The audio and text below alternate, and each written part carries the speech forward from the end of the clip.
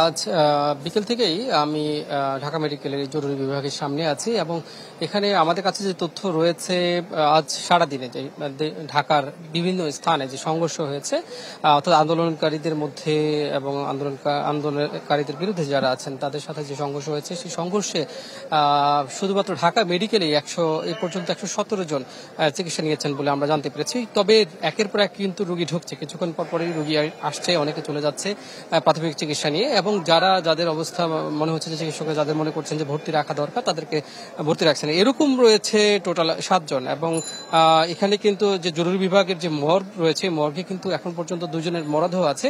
সর্বশেষ যে একটি মরদেহ এসেছিল যেটি অজ্ঞাত ছিল সেটির পরিচয় আমরা কিছুক্ষণ আগে জানতে পেরেছি। আমরা জানতে পেরেছি তো ওনার নাম শাহজাহান, উনি রাজধানীর কামরাঙ্গীর চরের বাসিন্দা এবং ওনার মা এসেছেন এবং আত্মীয়স্বজনরা এসেছেন, তারা কান্নাকাটি করছেন।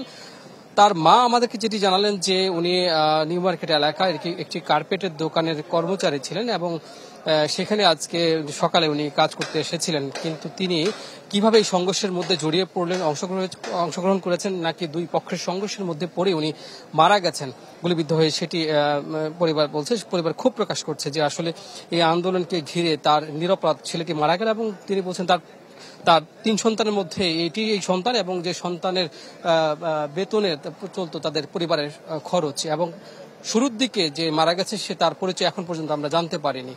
কণা। ফয়সাল, আপনাকে ধন্যবাদ। কাজী ফয়সাল আমাদের সঙ্গে যুক্ত হয়েছেন ঢাকা মেডিকেল কলেজ হাসপাতাল থেকে।